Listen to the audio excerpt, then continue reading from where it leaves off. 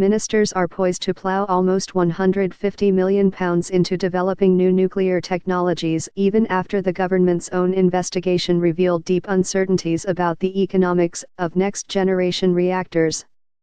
The government's plan to reboot its stalled nuclear ambitions by investing in research and development has been mired by indecision and delay since it promised in 2015 to provide £250 million to help developers find new, cheaper ways to invest in the low-carbon power. Government provoked further confusion today after issuing a flurry of funding announcements for small modular reactors, known as baby nukes, alongside findings that they may prove even more expensive than traditional nuclear plants.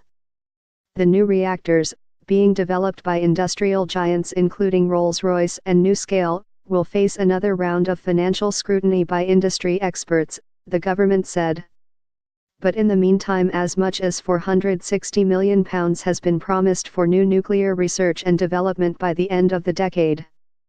The money will come from the government, Innovate UK, and the research councils, a government spokeswoman said.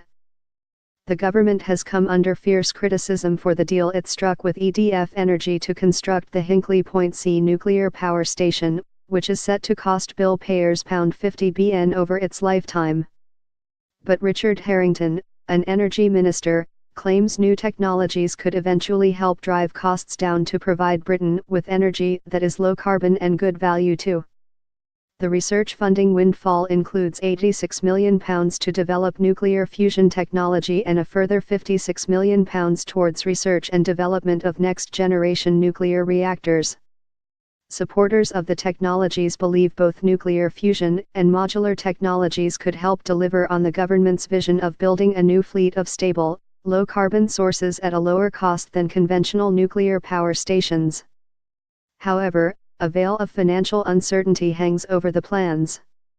Government's own research concluded that despite international momentum behind small modular reactors, there remains a great deal of uncertainty with regards to the economics of these technologies.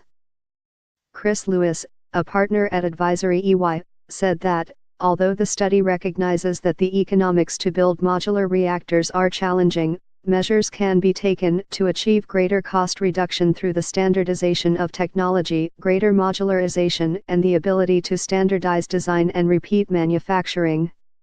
He added, the nuclear industry also has to innovate and adopt advanced techniques and processes to potentially increase economies of scale and reduce costs of manufacturing. Britain's world-leading Culham Centre for Fusion Energy near Oxford will receive funding to establish the National Fusion Technology Platform.